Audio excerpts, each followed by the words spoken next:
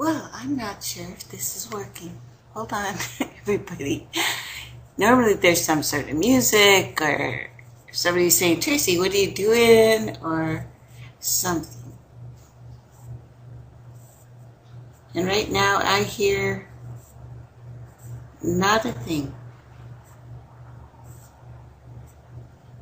So, I guess I'll just continue.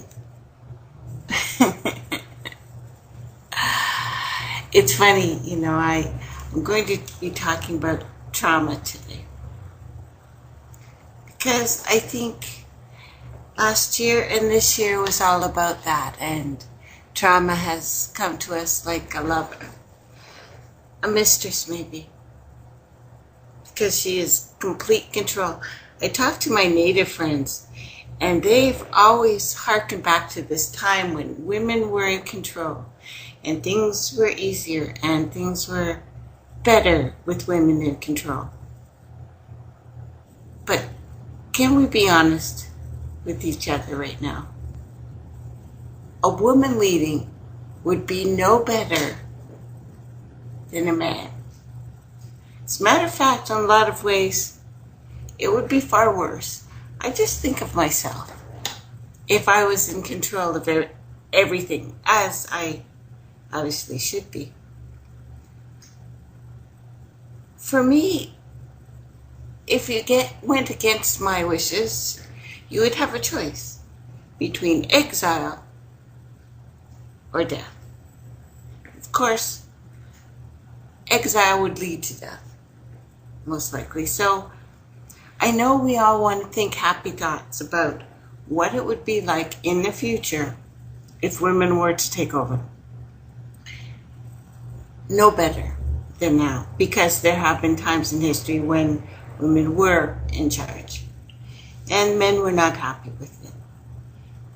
The only way we can move forward peacefully is if we work together. And I realize there's a certain amount of trauma that we have all perhaps been avoiding.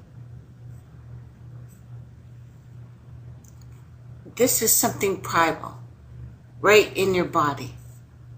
Your body, which has taken billions of years to create, and there are things billions of years old that are in your body right now. Not exactly you, but other things, microbes, if you want. And if you think after 4 billion years that they have not become conscious, then I don't know what to tell you. I do realize that not all of us are here from the beginning with that body. But of course, that body feels, knows, senses, and it will carry things from your father, from your mother, from your grandparents, from everything that's happened to it throughout history, from the beginning of time. Now, the trauma that we can embrace, I think, is the moment of birth. It is the initiation, if you will, the agony of separation for the first time. This we feel for the rest of our life. Sorry, I'm getting very strange messages from Revolution Radio, and I'm going to just close that window out. Not quite sure what's going on here. Anyway, our first separation, in which we experienced fragmentation from being in a kind of cosmic merger with a divine being, with a goddess, if you will, with our mother, to all of a sudden trembling naked before the cosmos. And I think that primal trauma, that initial separation, leaves us all with some sort of intermittent PTSD. Our body is conscious. It is not our thoughts. It is not exactly us. And I know that there are people out there that are more like walk-ins. I've heard, well, exactly 3 people, although I've had many people tell me, of course, that they somehow merged with a body. I've had 3 people that I actually believe, and I believe them because they said the exact same thing. But even they have to ride in this body, and this body carries these things. And I think that we carry scars from birth, and that these fears, these traumas resurface at pivotal periods of our lives. I think a lot of the patterns, especially in our romantic life in particular, reflect this primal trauma, reflect this fear of abandonment. I know in my own romantic life, I tend to idealize romantic partners. I tend to turn them into gods in order that they serve as conduits for that divine merger, for that return to the womb, with the view, so to speak, before that primal pain, separation, until what's really interesting is that we spend our lives perpetually reenacting these traumatic experiences, whenever realizing that where they stem from, in order to address them, potentially feel them. It's why we make such a failure of our romantic undertakings, why most people live in a quiet despair. I think fear of loneliness, I think the fear, which is cosmic, of abandonment, is polluting not just our romantic lives, but our lives in general. How we deal with everything day to day. And we're seeing this all over this world because this world looks frightened. The people are acting frightened. And what the men go through after they come out, first of all, if they are not held down and cut immediately, all over the world, it's been proven that men are not boys. Infants are not held like we do the female child. So we are raising soldiers. We are raising men that absolutely will never be able to merge with us. And if they can, we are lucky. We are lucky that all men are not monsters. And the women, oh my God, the women, we get thrown into reality perhaps a little later when we find out that things are not safe here. And we still have places that harm women, that actually do the same cutting. Actually, a lot of them cut them down to look like a Ken doll, so they have nothing. And it's their mothers and their aunts that do it. So we are betrayed by our own. So men and women, if we can get together, it's a miracle. It's why most people feel nothing. And if they do, it is something so separate from bonding. And I hear this all the time, that we are going to merge, we are going to become one, we are going to get out of the matrix. Well, the matrix is the womb, you're already out of that. But here on earth, of course, we have many other wombs to substitute for the one that we had to leave. And this is why we are so needy. And most of the time we don't address these issues. And so the question becomes, is there a solution? Is there a kind of journey of transformation of our own version of eat, pray, love? Do you see that one? An undertaking where we learn to become whole on our own. Not this cosmic bonding. Certainly not the romantic love thing that they say bonding is, where you are so madly in love with this person and then 5 minutes later you hate them and you never speak to them again.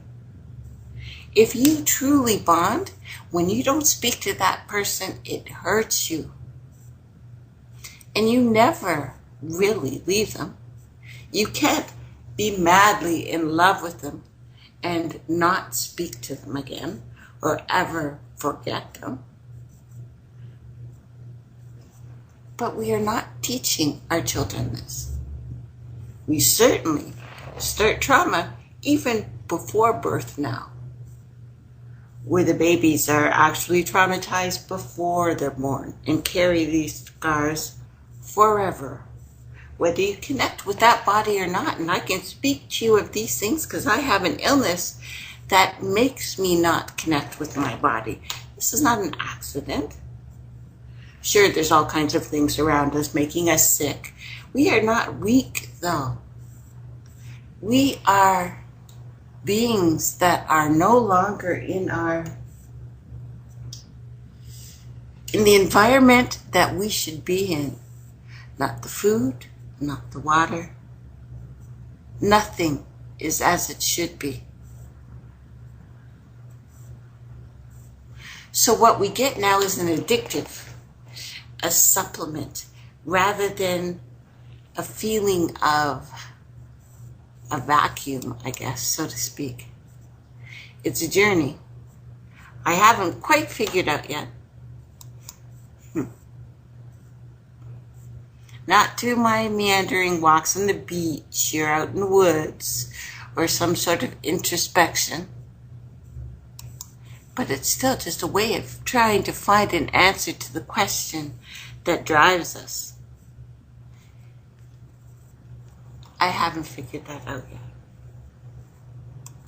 So of trauma and this womb, which we have chosen. I know America did not vote for Hillary, who would have been Lilith, who would have been Calypso. That is the ocean. Every sailor will tell you you do not want to mess with the ocean because she is dangerous. So I'm not saying she would have been a better choice here, but this affects the world. When you get the most people ever on planet Earth participating in a vote for something, this election mattered. Not in the way most people think. Your vote doesn't really matter. They've already decided who's going to get in and who isn't. But your participation in that, you cast a ballot. This is the female version of ball. This is a spell. This is why you are casting it.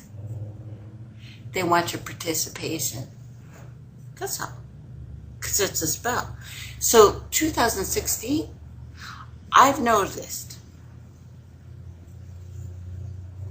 after 9 solid years of relentlessly attacking and ridiculing anyone who questioned a press release version of reality, that of course we get from our mainstream media that admits, right in their face now, they're not even trying to hide it, that people on the left side of the spectrum are starting to see conspiracies under every single rock.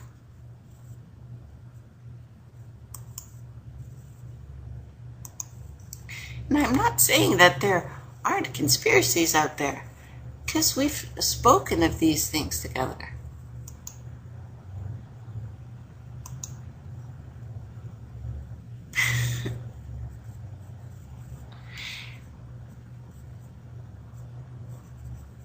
From Washington,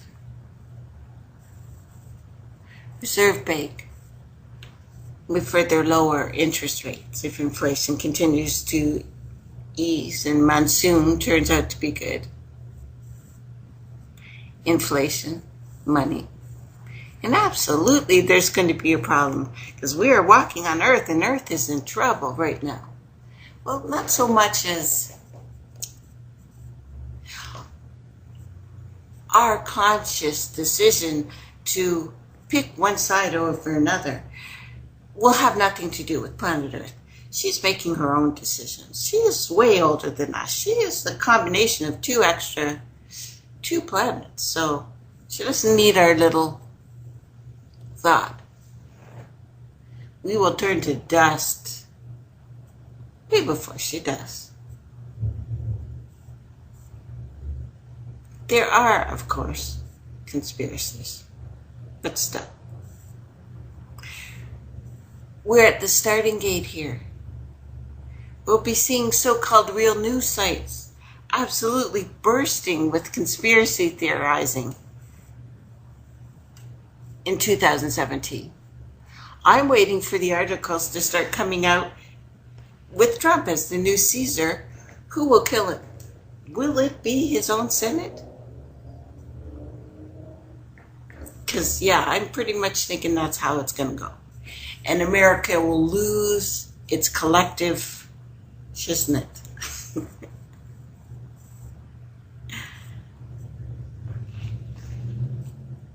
Hold on to all of those hit pieces that we've been seeing in the Times and the New Republic et al. Over the past few years. You know, the ones that with the ghoulishly unflattering photographs and the unfunny jokes with the tinfoil hats and trailer parks.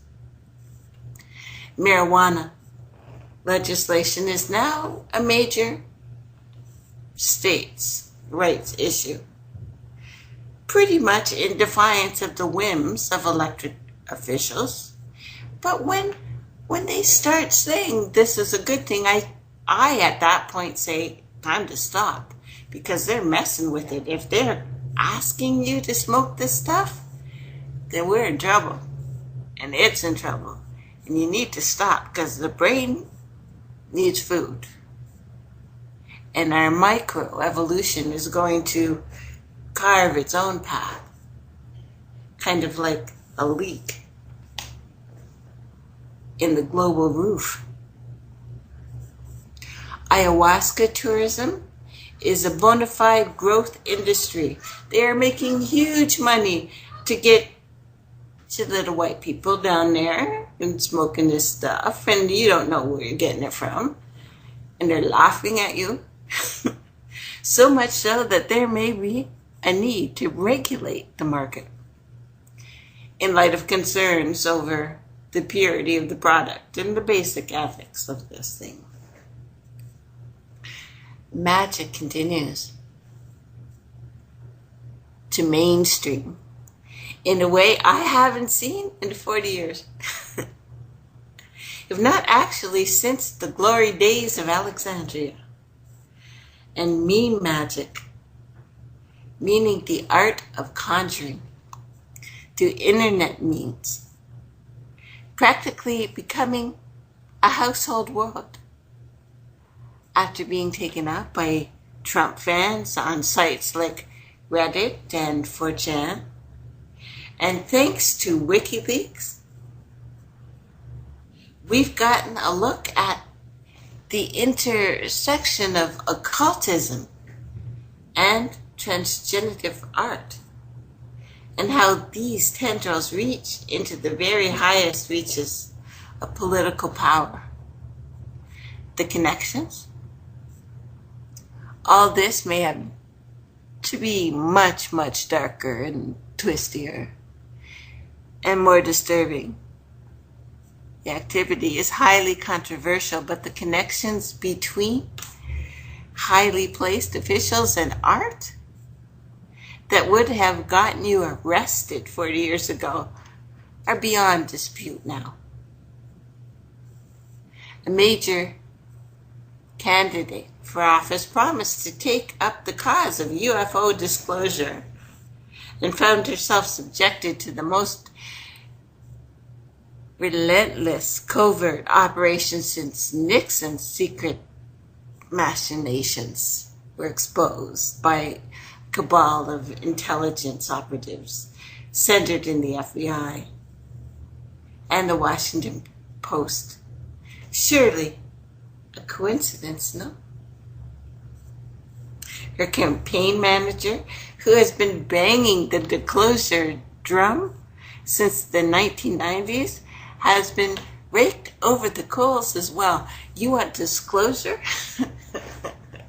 Not from these governments. There's not one of them you can trust. You want to see some aliens? Oh my God. But even so, UFO sightings have become so routine already this year that even debunkers seem to have given up trying to shame people into looking the other way. Chile, UFO had a near miss at the Chilean air show in front of people, all kinds of people. I don't know, maybe one day they're just going to be knocking at the door saying, can I have some sugar or a cow or your brains or bend over? I don't know. This, of course, doesn't mean that all these are alien spaceships, because the recent mass sightings in Turkey, oh my God, may well point to a more conventional origin point for at least some of these objects. Something strange is definitely going on.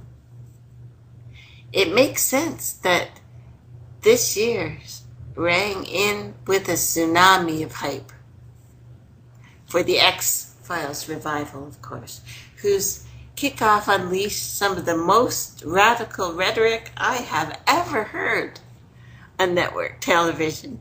The conspiracy community lit up like a little Christmas tree, and excerpts from My Struggle popped all over the social media.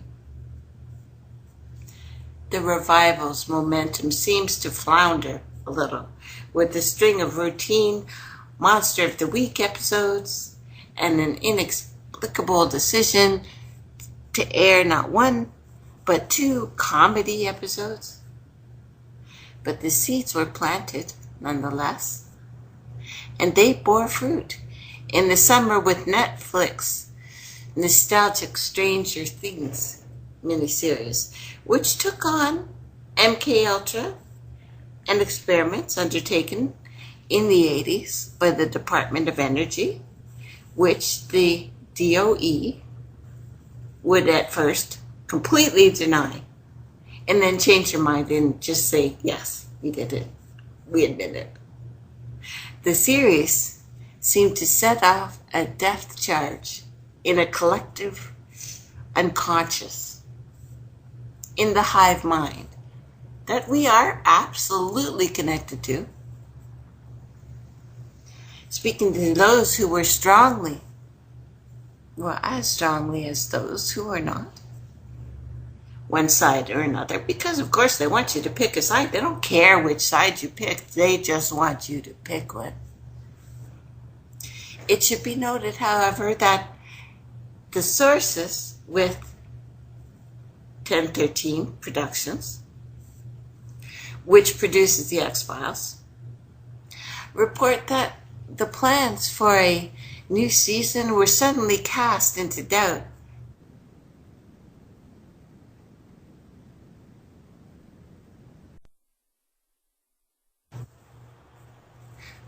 Here we go. Sorry about that, everybody. Weird internet today. So what are we saying? So I've been catching up on my movie going, and I saw 2 films that are directly connected to themes that we've been discussing in depth over the past 9-10 years. Spoiler warnings, of course. Arrival and Doctor Strange might tackle both topics broadly familiar to those in the loose synchro-mystic community, but could not be more difficult, totally, thematically, cinematically, temperamentally. Arrival, long, slow, quiet, tone poem, sci-fi in the Solaris mold, perhaps the remake more than the original. Doctor Strange is fairly traditional Marvel superhero origin with some cinematic Hollywood mega or metaphysics tacked on for, a little bit of spice. I hadn't been to the movies in some time, and I've been on a provisional boycott. I've been very much interested in the form, but the intellectual vapidity of the mainstream media gone. It's like a big black hole. But conjoined with the persistent social engineering agenda, that's pretty darn obvious now, evident in nearly every form of commercial entertainment now. But it's, keeping me away in general, even though I've spent a year bored out of my mind.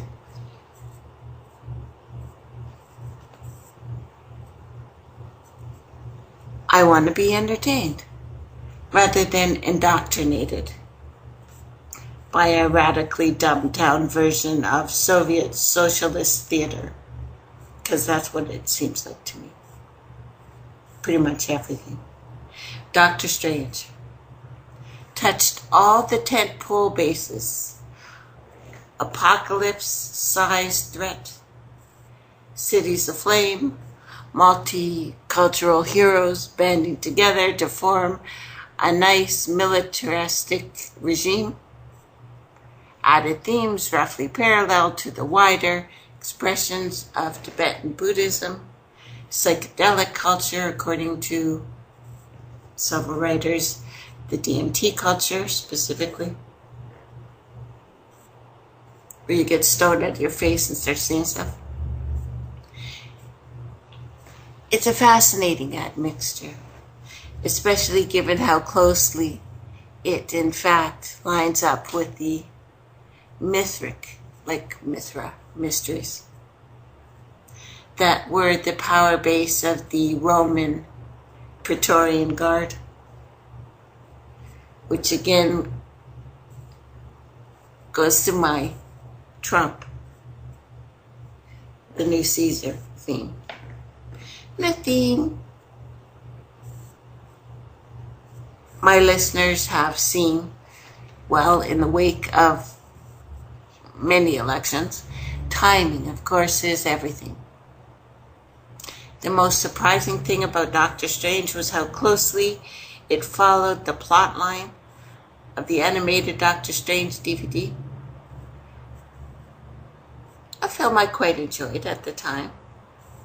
And the arc is essentially the same, with roughly hues, the original story, briefly stretched out by Stan Lee and Steve Ditko.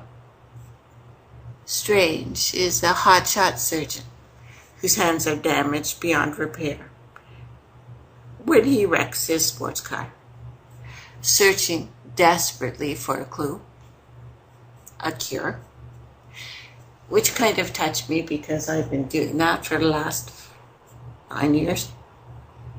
Strange eventually finds an ancient one, the old one, and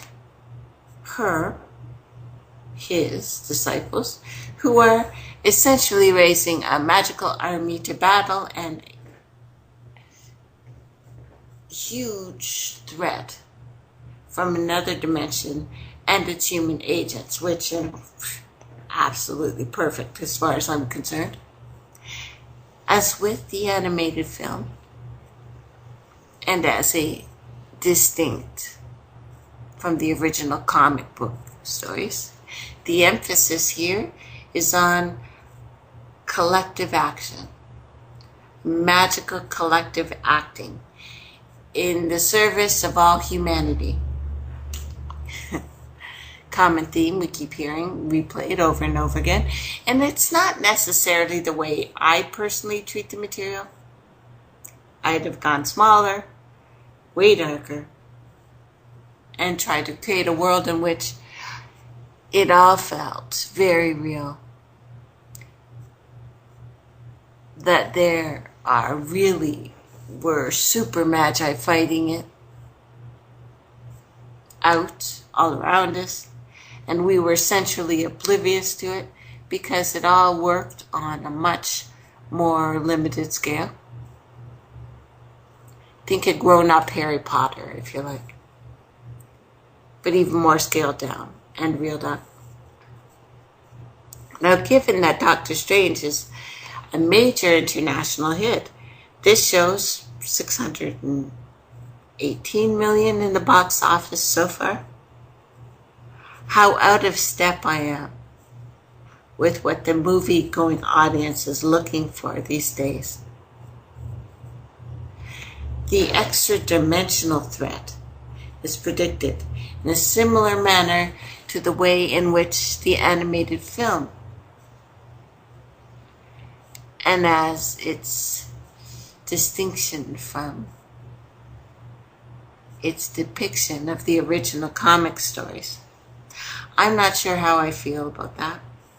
I think traditional depiction is actually more threatening, or could be depending on how it's handled. But since it exists in a spatial context, we can wrap our hands around, sort of, in our mundane reality, but it's watered down. It's for a specific audience. It's for adults. It's not meant for children. It's kind of frightening what they think of us now. Sometimes things can be so big that we can't really see them anymore.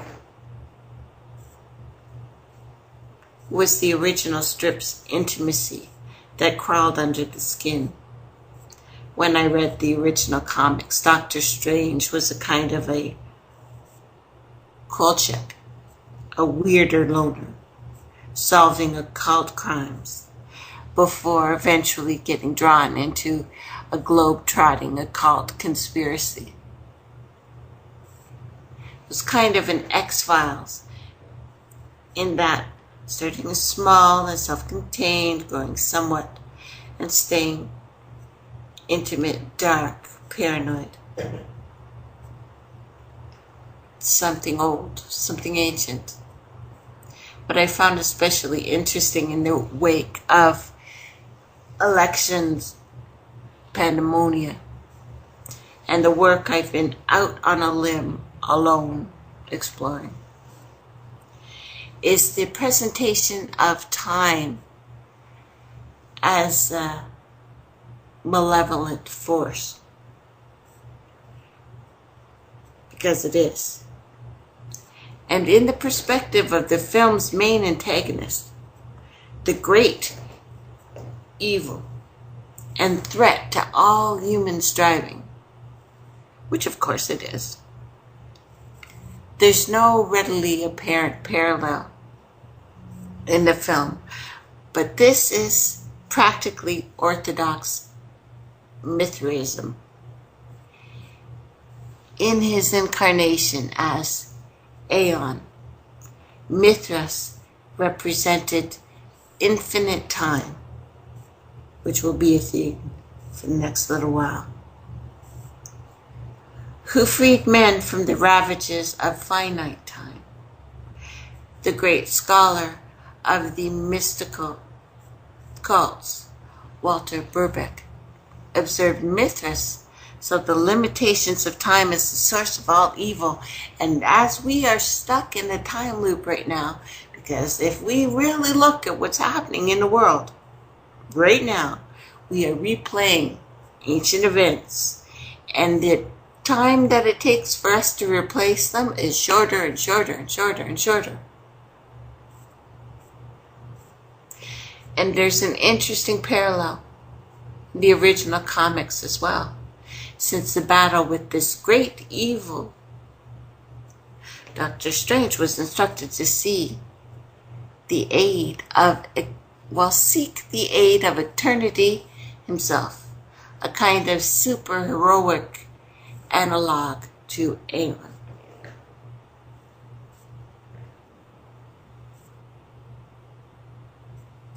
Now, I've seen some of the more imaginative speculations as to this film being filled with Monarch triggers and being MK Ultra training film and so on and so forth. No. There's really nothing here that you can't find in comics. I've seen speculations about the hand poses, for instance. Actually, those straight from the original Ditko comics, being one of the artists' synchronistic, I guess, idiosyncratic trademarks. Just nothing. So I wouldn't look too hard for any kind of kitten programming, and I'd be all over that if I saw it. Or whatever cuckoo kids are into these days. But if you're looking for a deeper subtext into Doctor Strange character himself, you might want to look into the Wizard's Workings and Walk-ins series, which delves into fascinating evolution of magical superheroes, starting with my beloved Dr. Fate, that eventually bore fruit in The Good Doctor.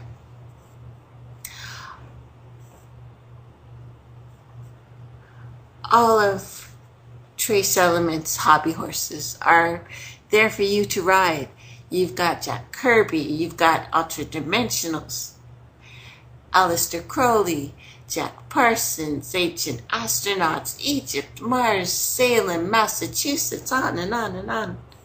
Might also want to read this Wizards installment, which traces the other dimensional landscapes that Ditko drew so well in the obscure Jack Kirby story, that in fact, to be based somehow or another, don't ask me how, on the Babylon working ritual that we've spoken of several times, but they also bear no small similarity to an art created by Maggie Cameron. Arrival was a surprise, and it's done comparatively good box office. It's probably encouraging news because you had to think about this one. It's slow, it's languid, it's fueled with a more dream logic than standard Hollywood octane. Doctor Strange is big and it's stagey for the dream imagery, drawing heavily on Christopher Nolan's Inception, but also on Winsor McKay's Little Nemo in Slumberland. And if you don't get the reference, Google it before you see the film, or better after. You'll see what I mean. And if you've been turning out the media entirely, let me bring you up to speed. Arrival is a film about mass alien contact event. Giant UFOs appearing across the world overnight. Like many people I've spoken to, thought was going to happen with Trump. Not the UFOs landing or anything, but he was going to come out and tell you the truth. Oh, he's telling you some stuff, boy. And as may well happen, the authorities discovered that they are completely unable to communicate with aliens. So an American college professor, who happens to be a languages prodigy, is enlisted to try to decipher the random grunts uttered by the visitors. Other countries do the same, of course, and then a crisis erupts when the aliens' complex language is misinterpreted.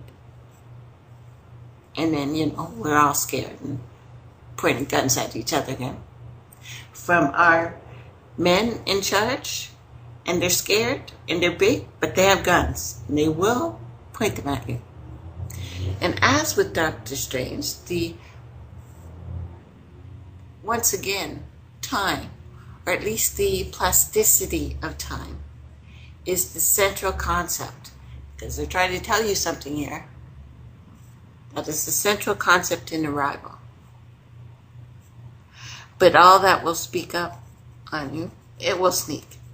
And in ways you can't anticipate. And you actually have to think about it. And I'm not going to say much about it because I don't want to spoil it. But also because I'm not entirely sure I could spoil it. Doctor Strange is a movie about spells. Arrival is a movie that strives very much to cast a spell. Interesting also to note that Arrival featured major player on loan from the Avengers because all of our new gods wear spandex. Who also I refer to in Doctor Strange, of course. None other than Hawkeye himself, Jeremy Renner. He's capable enough, but I'm not sure I completely buy him as a physicist so brilliant that the government chose him above his peers to initiate contact with an alien race. Both films also feature actors, Michael Stuhlbarg, roughly similar bureaucratic pest kind of role. Amy Adams, an actress I've had limited exposure to, she did good. It was good. It's complex, it's challenging, it's filled with hairpin, emotional, and narrative turns. She pulled it off. It's pretty good. She conveys the same sense of terror and awe, plus more terror, that one would experience in her situation, actually coming face to face with an alien if you actually wanted to meet one, but didn't really believe in them. And the aliens themselves, as you've probably heard, are cephalopods, or as they called them in the old days, giant kind of octopi, like little octopus. They're like little mini Cthulhu, although they're pretty big. The old ones. Anyway, this jives with the recent scientific discoveries about these fascinating creatures, and I like that too. That octopuses are actually aliens, or at least so vastly different in their genetic makeup that they might as well be considered from somewhere else. I mean, non-human. One of the few things on this planet that we have no genetic family with. You know what I mean? Anyway, scientists recently sequenced the first genome in the Octopus Genome Project, a huge undertaking to map an entire DNA structure of a complex animal. What they found was simply amazing. They have 33, interesting number, thousand genes, roughly 10,000 more than a human. This alone sets them apart from any other invertebrate in the world. They are uncannily clever, with the ability to open jars and solve puzzles and use tools and, build their little gardens. It's no wonder that some think this creature's from another world and they're way older than us. So, do you not think that they're smart? Just because they don't build bombs does not mean they're stupid. Because something that was smart wouldn't actually build a bomb. But moving on. So in uncovering the sequence, scientists found that, I don't know, do you call them octopusi? Octopuses? I don't know. A couple of them. They have a similar set of genes to those found in humans that make up the neural network in their brains, which accounts for their quick ability to adapt. And they learn. They also share a large brain, closed circulatory system, eyes with an iris, a retina, a lens. All of these independently developed in other species, vastly different from our own mammalian origins. So the film's aliens communicate by spraying ink in a dense atmosphere that they exist in. And their complex forms of communication becomes the central MacGuffin of the story. And it's the thing that I liked the most, really. So let me say that while I found this to be theoretically fascinating,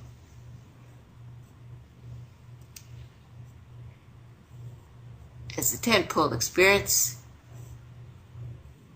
it was not the big push that we normally see, where they spell everything out and speak slowly as if we were somewhat retarded and rocking back and forth and drooling out of the side of our mouth. And I'm not exactly sure what I was looking for in the film's central concept, but I expected something a little less film school, I guess. A little less writerly. And writers love to imagine that the words themselves will save the world and rewrite history at its very core. And it's an inspiring idea, to be sure, but unfortunately it tends to be action and not words that decides the direction that events will take. And there's some real theory behind the sci-fi here. A theory dealing with transformative effects of language. There's one hypothesis, is that theory that an individual's thoughts and actions are determined by the language. That the language that the individual speaks is everything it does, everything it will do, how it will think, how it will act. That the language itself pushes us, drives us to become something. And the strong version of the hypothesis states that all human thoughts and actions are bound by the restraints of language, and generally is less accepted than the weaker version that says language only somewhat shapes our thinking and our behavior. But no, I don't think so. It's why our languages are now becoming shorter and clipped, and we have this new internet language that people, no matter what they spoke before, are speaking now. So Alan Moore's truisms about spells are spelling and grimoires are grammars, quite fascinating. Now, but can you read all that anywhere?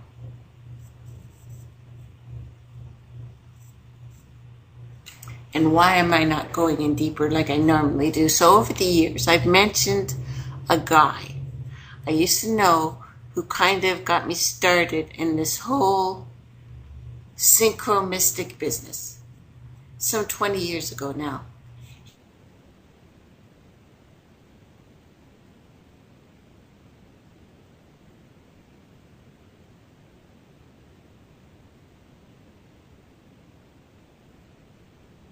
Each other through email, and were stunned to discover that we lived a short distance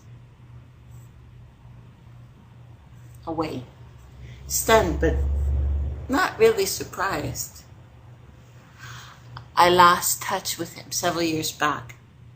He worked under pseudonyms seemed to vanish back into the electronic fog. I thought I found him time and again, but could never be certain. But before I lost track completely, he came to hold a very radical, some might say extreme, ideas of synchronicity, where some people might take quantum physics-based approach to this phenomenon, if not spiritually based one. He took a more specific approach. He came to believe that we are all being manipulated by extraterrestrial, interdimensional beings of unspeakable scope, unspeakable power, beings who exist outside of time and space that we have no idea what they would think. He came to take a profoundly paranoid interpretation of meaningful coincidence, and quite probably a malevolent one. It reminds me in a way of John Keel, whose research into paranormal phenomenon was second to none, and the paranoid worldview he came to hold.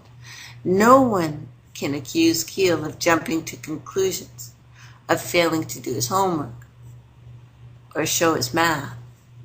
He knew the material better than anyone, forget most. Well, more than most people anyway would ever know. Nothing else. He should take this POV under careful consideration if we do nothing else. But it may be more complicated than all that. Maybe we are not, in fact, bound by time nor space, as both the Doctor, Strange, and Arrival came along to tell us. And there are scientists like Rick Strassman who took people to realms like those we see strange travel. They were scientists like Wolfgang Pauli, who flirted with ideas of transformational effect, reframing time as something other than a fixed constant. And it was so amazing to me when they said that their language was not linear, which to me is perfect, because nothing about us is linear. The only thing about us is linear has trapped our minds here, like time has done.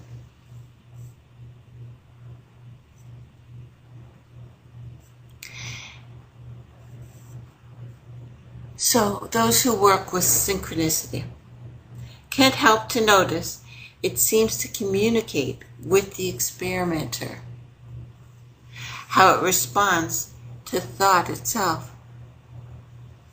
And it can do so the more rigorous and analytical you are in approach to it, which certainly seems counterintuitive to many people. Just don't pretend that the process is always going to be easy or pleasant. The deeper the waters go, the colder they get. And the pressures can be intolerable. Anyone who tells you otherwise has never been there. And this is where we are in space and time right now. We are in a submarine underwater and it is leaking. Time for a jailbreak. Because space is not the final frontier. Time is. Learning to break Saturn's spell might be the true Holy Grail. We're hardly at the beginning of that journey, but we may be finally beginning to realize that there may be ways out of Kronos' cosmic concentration camp. Time is our jailer. It is a great taskmaster. It is the ultimate destroyer. It takes everything away from us, but only if you choose to play with the very reductive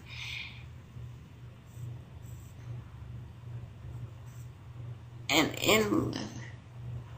unchangeable rules that you are taught when you approach it? Does synchronicity play a role in breaking this spell? I don't know. It certainly usurps conventional models of time, causality. It's definitely a good place to start. Well, looks like they don't have the music ready for us again, guys, so give me 5 minutes to take a drink, and I will be right back because we need to talk about the trauma, metaphysics, and lesion, and what comes next. Another time, I can't do it.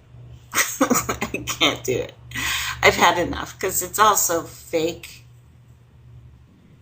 And again, about 10 years ago that I started all this and fell in love with this manuscript that I read called Our Gods Wear Spandex. And I really haven't been the same since. Because I don't know, our gods wear spandex.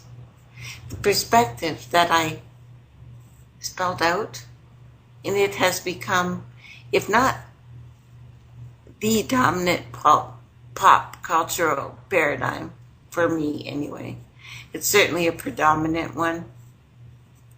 Since the movies that they're showing us are representation of the global mind, where our head's at. Like United States is playing Avatar for the planet Earth and what's going on. And I'm still wondering if I'm watching United States final season. And whether or not anyone's going to take bets with me on whether or not he goes down like Caesar and we should be looking for him in March. Eyes of March and all. Whether his own Senate does it. But superheroes and movies make billions and keep studios solvent. Superhero TV shows are reliable moneymakers. Conventions attract millions of fans every year.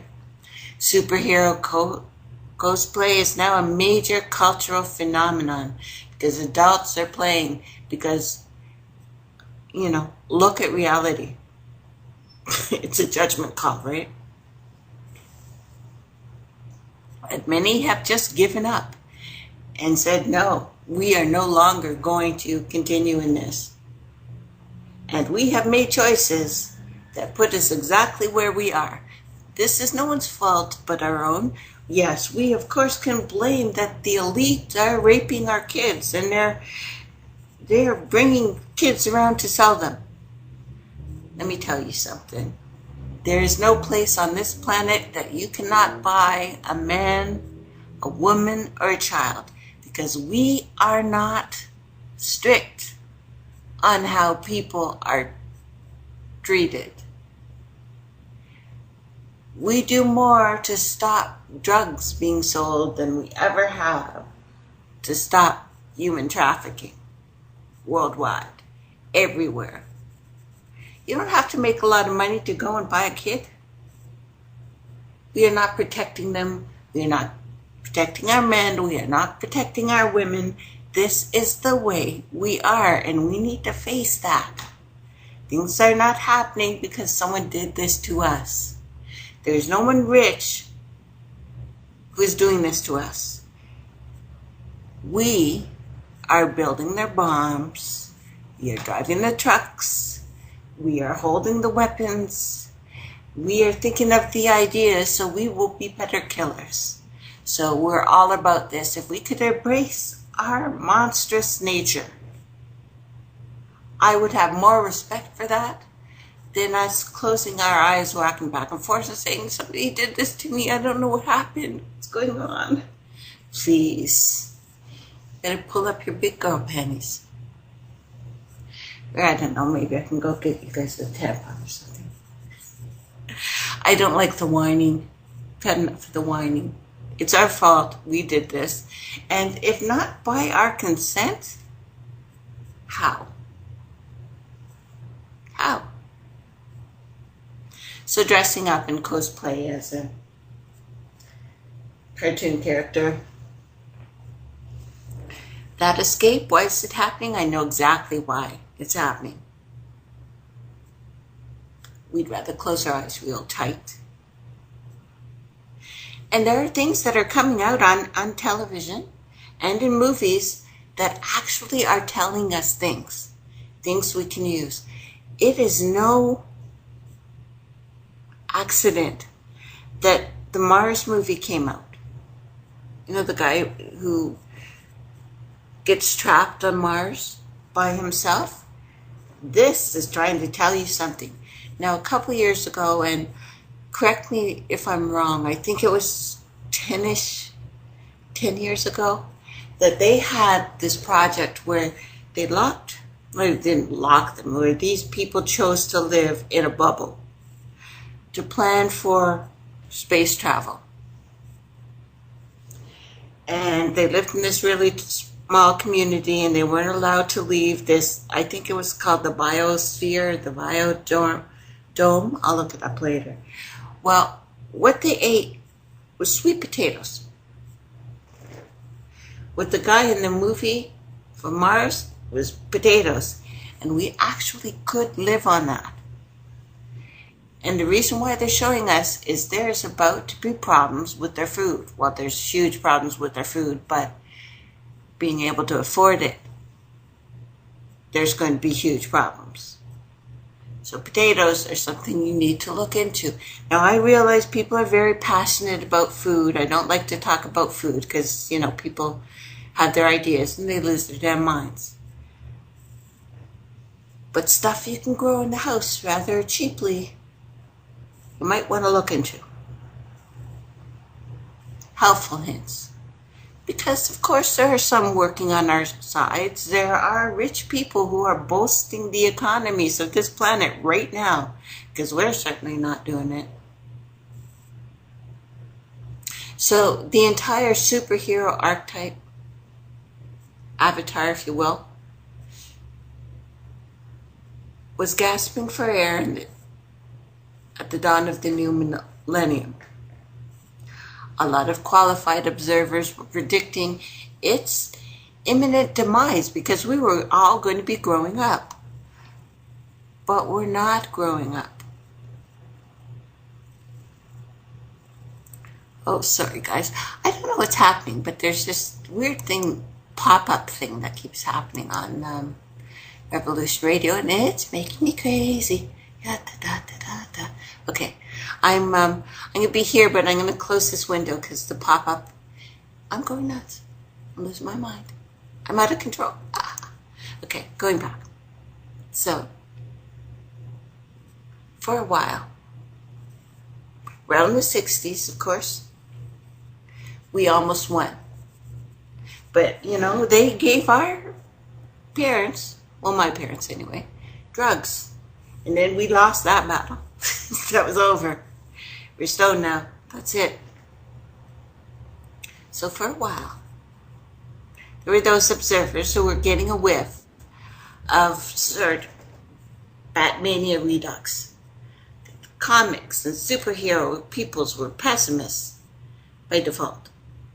Having seen too many bubbles burst, one too many promises broken, they were traumatized, stepchildren of pop culture. But the train just kept on rolling, and no signs of going off the rails. So as I was reading Spandex, superheroes were essentially palliative for anxiety. Superhero renaissance will last as long as widespread anxiety does, and we are a great big stress monster right now.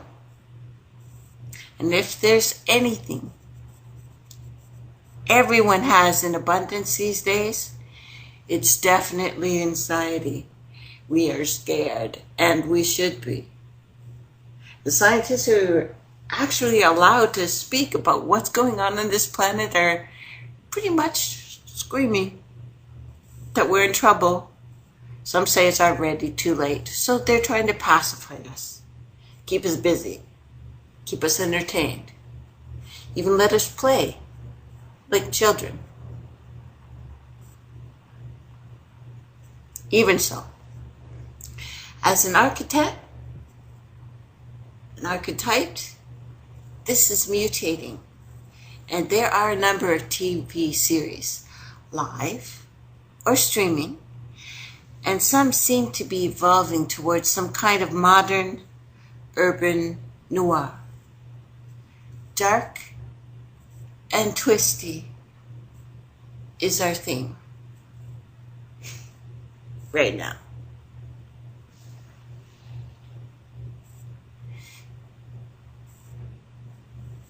Of course, this is simply a return to the first principles. Since the first modern superheroes weren't in the comics, but in pulp magazines, DC's adaptations still fly the spandex flag, waving your little freak flag. Aside from, Gotham and Lucifer, of course, which, I've spoken of. But attempt to place their stories in a world vastly familiar, or vaguely, I guess, familiar, in the context of series television. But now comes Legion. Oh my God, and you've probably not even looked at it. Nobody knows this, because this has been a radical departure from Marvel television, which specializes in radical departures, I know. And VTV has been cultivating less prominent characters of comics, vast catalog of characters, and making hits of heroes who aren't perfect, who aren't godlike, who seem to suffer like you and I. Daredevil, of course, is blind. Jessica Jones suffers from PTSD. Luke Cage is a former convict. None of them are particularly cheerful, probably because things don't usually work out well for them, superpowers or not. They're all a little bit dark and twisty. And this is all working off some postmodernist refinement of Stan Lee's heroes with problems, victim. That Marvel crushed its competition in the late 60s and the early 70s, and that's why it happened. Because people of the 60s lost. We almost got out of this stuff. But now we got to wait to the fall of the empire again. Damn it. Needless to say, it presents an interesting contrast to the more conventional heroes of the tentpole franchises. And then we have Legion, a new series based on a character no one outside of comics has ever even heard of. One that probably never topped anyone's TV adaptation wish list, and it makes no sense why it came out, other than, well, let me go on. And boy, he's got some problems. Legion's near-perfect pilot is based on a New Mutants, being the first X-Men kind of spin-off, starting back in the early 80s. Character whose mutant power is multiple personalities, or dissociative identity order, which is, the modern way to say it, because it's now called DSM-5. It's awesome, eh? Interesting to note that the series release follows shortly on the heels of M. Night Shyamalan's controversial DID thriller Split. I like his work, but it's probably, never mind, I'm moving on. Legion, oh my God, seems to dispense with the DID aspect of the character. In the pilot, presents a character who seems to have gone on a shopping spree at a psychic supermarket. Diagnosis, paranoid schizophrenic. So I just love this guy. Legion seems to be able to tune into the dizzying spectrum of potential realities, and that's his problem. He can't control it. So he's a powerful telepath and given to violent explosions of telekinesis when it all gets to be a bit too much for him. And this is an old troupe dating back to 70s classics like Carrie and The Fury, but it's rendered beautifully here, nevertheless. When you go mad, and I think it's perfect for this time when I know a lot of people are blaming themselves of what's going on right now, but we are now in an environment that we cannot control, that we are not made for, that we absolutely cannot exist in. We can't. We can't live like this. We can't eat like this. We can't survive like this. We can't. So if you've watched the Legion pilot, and it's available for free, I think, on Amazon Video, or if you want to look and find some more TV stuff, hit me up and I will hook you up. I'm your pusher, baby. I know where you can get free movies and TV shows and all that kind of stuff. High five. Okay, anyway, it's 68 minutes. Play. It's more like a feature film, serving up some eye-catching Kubrick-influenced screenshot cinematography in your face. And as with the OA, which, you know, I of course loved because it's really dark and MK Ultra-ish, but its sensibility is more prone, well, it's more promo than pulp. Almost like what a superhero movie would play if it was directed by Wes Anderson. You know, the vintage Who and Stones tracks certainly help in that regard. Or conventional fans might have a hard time with it. But at the same time, there's a heaping helping style of loaned from Zack Snyder's criminally underrated Watchmen movie. Did you like that one? It's dark, but particularly in the opening footage, the montage.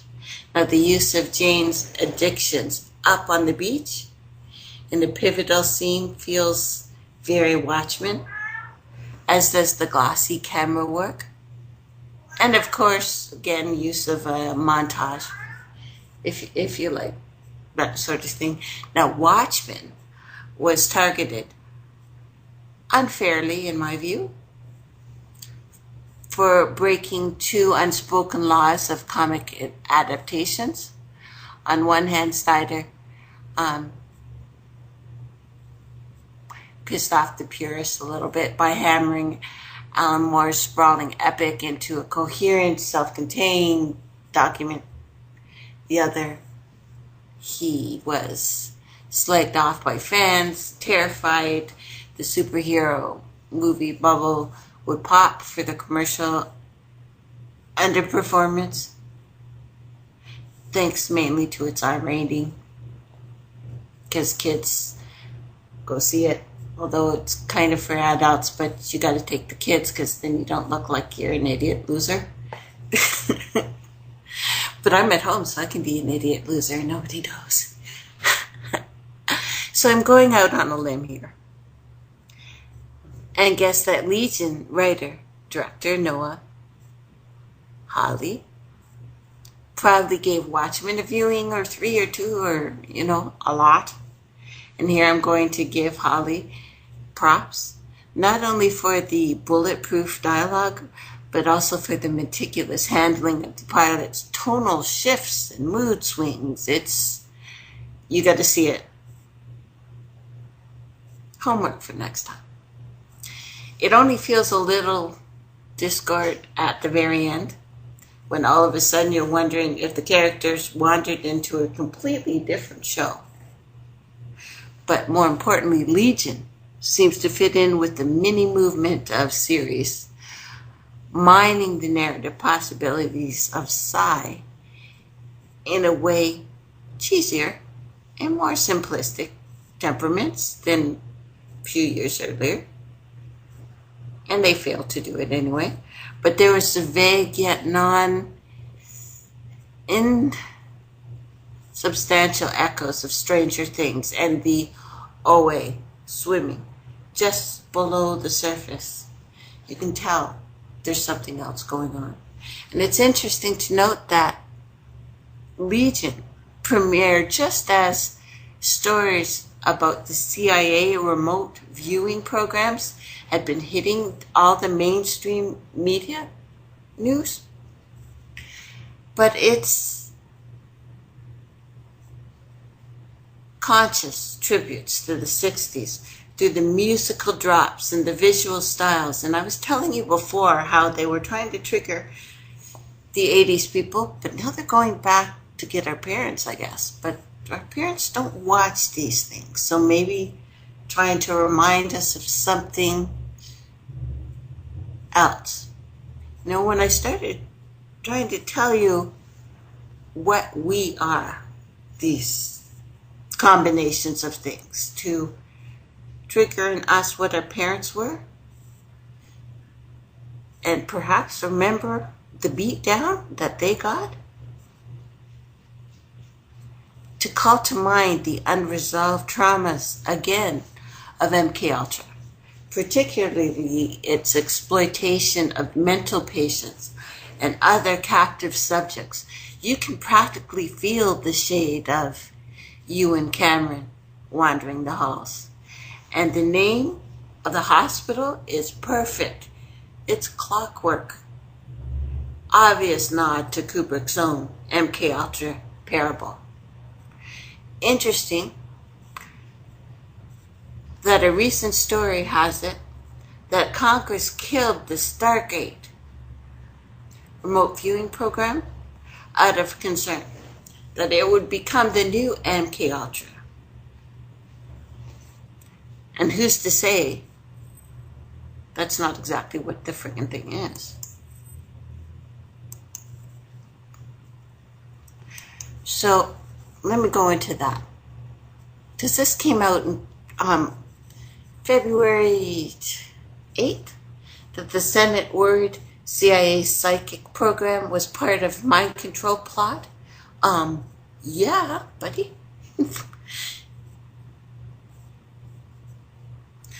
That they were glad this got classified, and they believed it should stay classified. So buried in the Stargate section of the Crest release, where people were looking for UFOs, there's some darker things that are being released. A letter from a congressman, Charlie Rose, the chairman of the subcommittee on evaluation regarding the intelligence community's psychic program. So yes, they really had one, and yes, it's really a thing. And although it was short, the letter highlights a concern that it was to be repeated by many outside the government for decades, that the program was part of a CIA mind control activities ongoing, where in some cases the rights of individuals were violated. Hello? I guess so. Now, according to the letter to the committee members, this was the issue that first brought attention to the matter. The fear wasn't entirely unjustified, as one program ended at the same time another began, and two programs shared some rather infamous personnel. And here's a piece from it. The subcommittee began its investigations in an attempt to determine whether the community's activities in this area were above board and not part of mind control activities of the Central Intelligence Agency, where in some cases the rights of the individuals were violated. Now, what I was telling you before I took time off was MK Often, another MK thing, was to bring everyone into the program. So you're in the program now.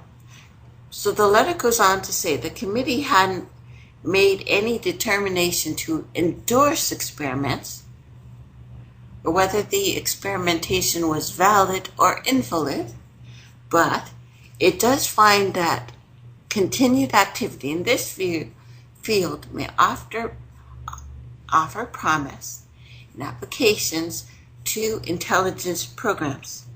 Therefore, Congressman Rose was scheduling a briefing from Drs. Puthas and Targ, who were already involved in the project. So right in their face, admitting it. Now, warning about people's sensitivity to the strangeness of parapsychology, and that the uniformed, likely a typo for uninformed, would label such research as more mind control experimentation. According to the memo summarizing the later briefing, Congressman again argued that the information needed to stay classified because it's important. Now, the subject of mind control did not come up again during the briefing, but in answer to Congressman Rose.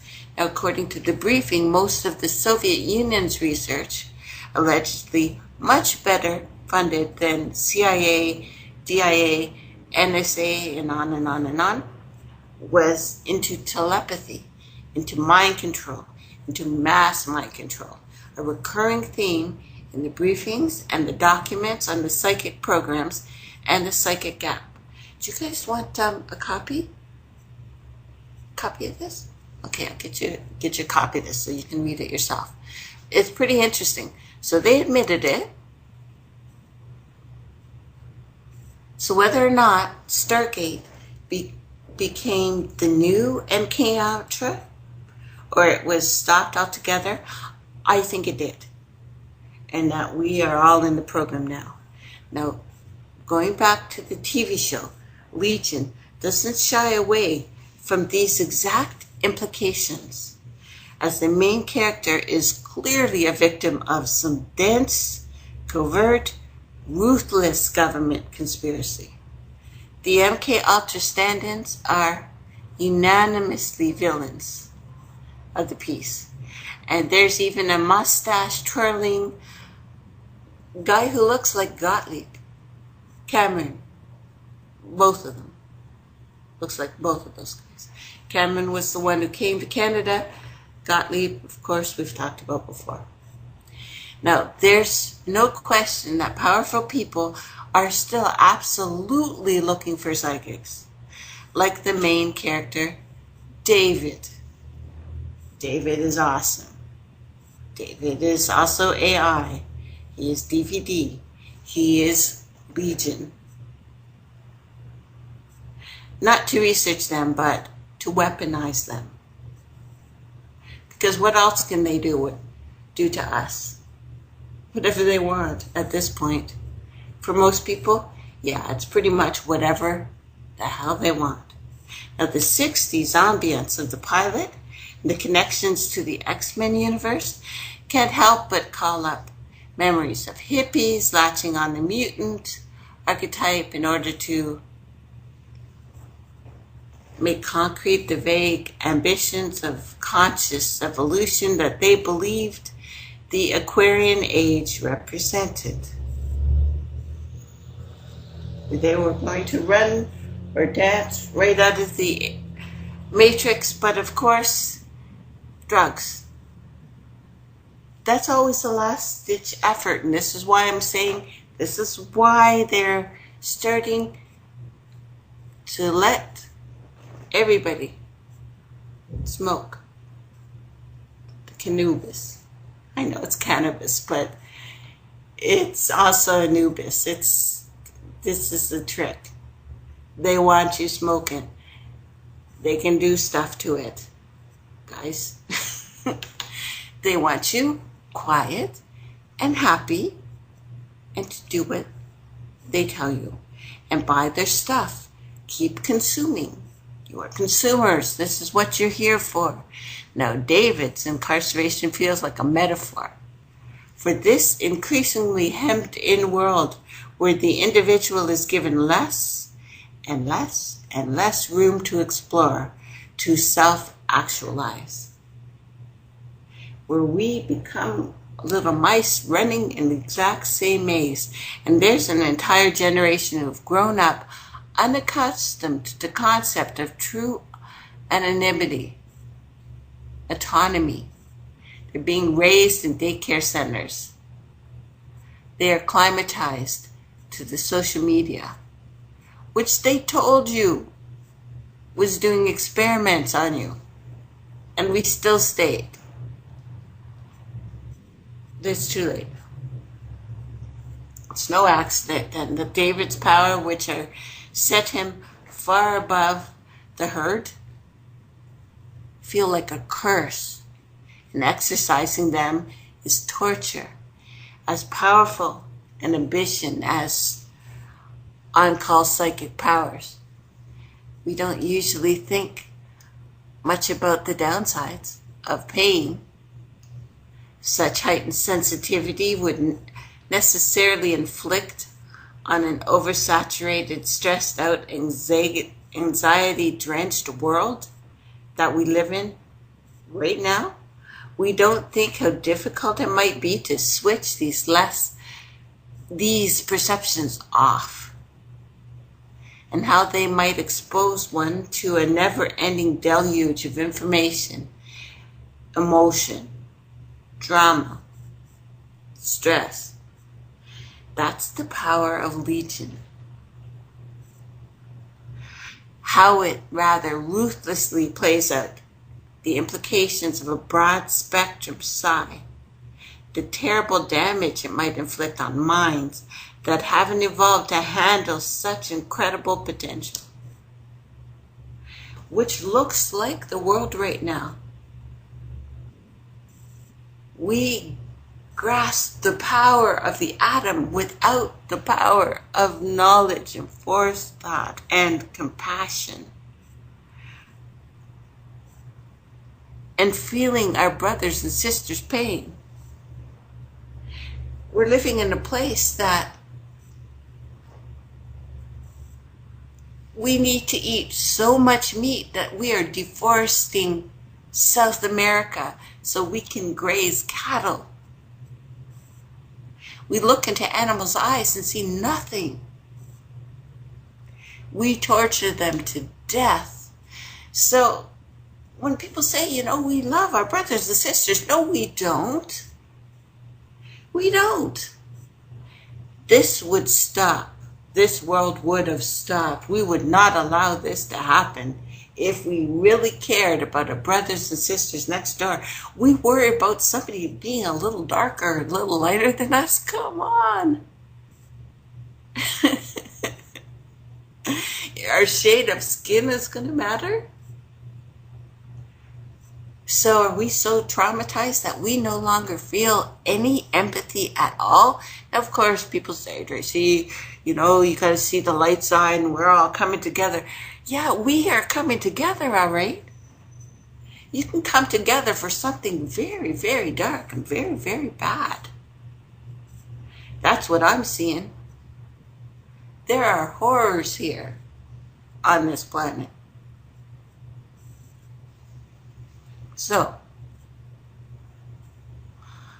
I also don't think about how intolerable it might be if government controls psychics or monitoring every passing thought, which they pretty much say they are. And after all, every technology and human ability is eventually weaponized, is it not? And who weaponizes it? We do. And if our inner dialogues weren't even safe, then I believe we turn into vegetables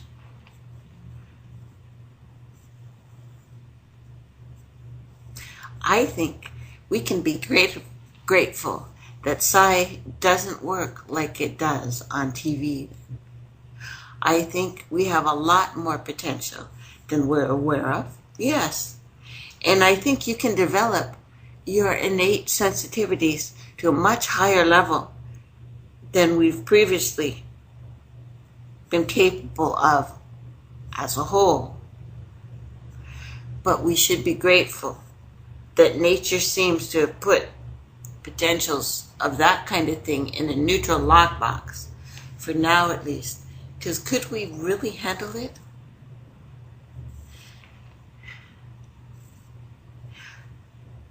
The surrealist poet, Andrew Breton, thought that schizophrenia was a kind of frontier genius, that schizophrenics simply became incapable of processing the barrage of information that geniuses were able to. It's probably no accident that schizophrenia often strikes the highly intelligent. It's like a pressure release valve. Does it also strike the highly psi-capable? How many people, how many children especially, are drugged into stupors simply because they're operating on levels that we can no longer navigate, processing information from channels that the rest of society fails to even recognize? We don't even bother with therapy anymore. We're finding out what they might be perceiving. All the major psi operations have been defunded or bounded and hounded out of existence, or gone so dark that we will never know. It is simply because it's been decided that whatever information they might be receiving can't be melted down into a bullet.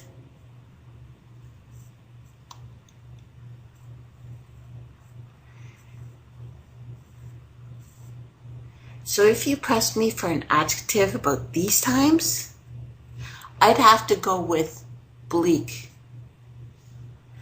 The Obama era opened with so many promises and ended almost exactly as they began, with the nation bogged down in war abroad and dangerously polarized politically, economically at home. The Trump administration and its discontents are only exacerbating this problem.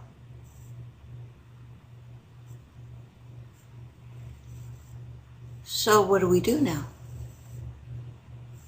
What do we do in this world so divided? Divided on purpose, obviously, so that we will be at each other's throats. People can't even take jokes now. They freak out over nothing.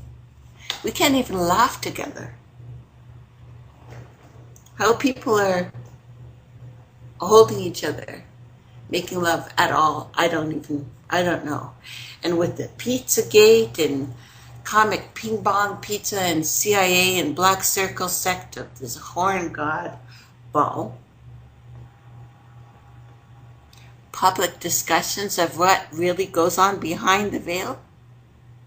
Satanism, satanic cults are not permitted by the blood oath secrecy, not for any concern for the public. Christopher Lee's British satanic tutor, Dennis Wheatley, also denied up and down that he knew nothing about what was behind the veil of Satanism. They were lying. Christopher Lee worked for the British Secret Service. Allegedly, he was an assassin. Wheatley, a serious student of the beast, Aleister Crowley, who was MI6.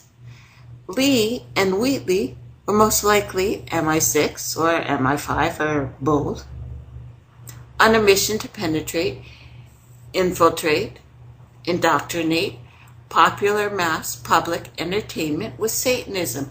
This was started so long ago. Well, in the scheme of things, not that long ago, but we know the perpetrators of this feast of blood that we are now living in. They were the secret initiatives of the blood rites, of the satanic dark circle.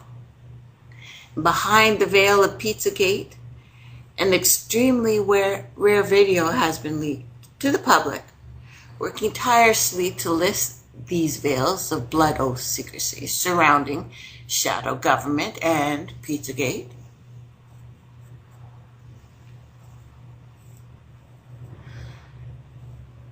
But there's nowhere on this earth that you can go that people are not being bought and sold, because there are people who can pay and people who must sell.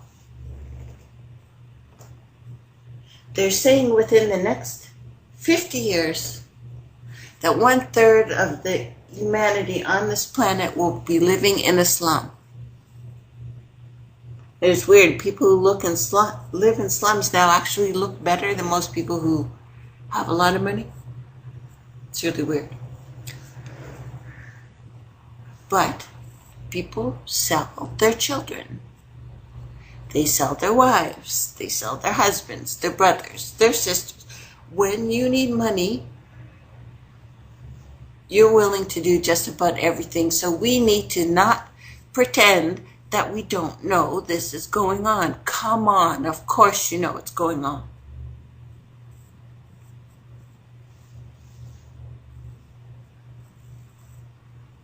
And I realize that we have a tendency to block out traumatic events.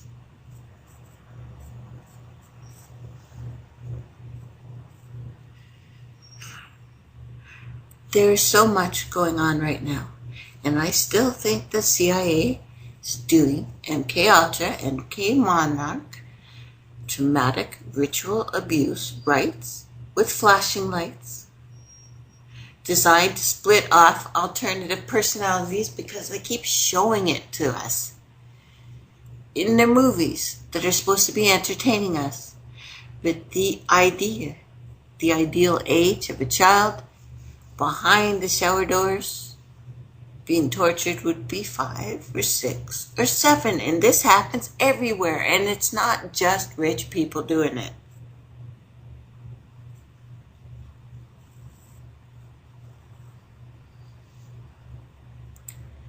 James Achilles Elephantis is a very unusual person.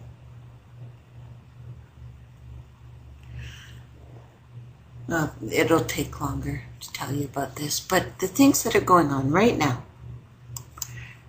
in front of our faces, gone on since civilization started. Not the beginning of time, because no one wants to be civilized. If you're living free, you do not want to be civilized. That's the last thing you want. You don't want to go in a city. You don't want to work for the man. Hunting, gathering, listening to the elders. Not run by a man, not run by a woman, not run by a god, who is most likely a bomb right now. Yeah, I think the god that people are praying to is actually Adam, the bomb, not the guy. These things that are going on right now, where women are being shot pregnant because people want to drill for oil. Well, brothers and sisters, they want you buying their things. You must buy their things. And the private prison industry is licking their chops over Trump's deportation plans. They're loving this guy. They're loving him a lot.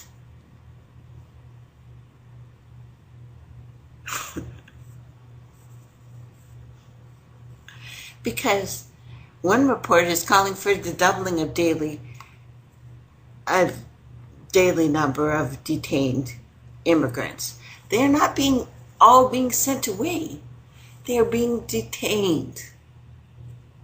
And a private prison company is seeking to reopen the Willacy County Correctional Center, which was used to hold detained immigrants. Immigration agents panicked across the country last week when a series of high-profile operations made it clear that this new era of crackdowns on undocumented immigrants had begun. Who is going to pick your vegetables? Are you? Americans' hands have become far too delicate. Your bellies are way too big to be working in the fields. So you planning on not eating? I don't know what the plan is. But coming on the heels of couple of major executive orders, because there's been quite a few, on immigration and arrests and deportations, were very public reminder that President Donald Trump's promise to deport upwards of 2 million immigrants upon taking office. But given America's detention system for immigrants has been running at full capacity for some time now, where is the president going to put all these people before deporting them, do you think? Have you thought about that? In new jails, for starters. In the same executive order that called for the construction of the southern border wall, Trump instructed immigration and customs enforcement to build out sprawling networks of immigration detention centers because, yeah, I guess they will still be picking your fruit and vegetables and plucking your chickens and butchering your cattle. But they will be slaves. That's what's happening. Look at it. Now, starting immediately, his order said, ICE should construct new facilities, lease space for immigrants alongside inmates in existing local jails, and sign brand new contracts, so they're staying for a while, with private prison companies.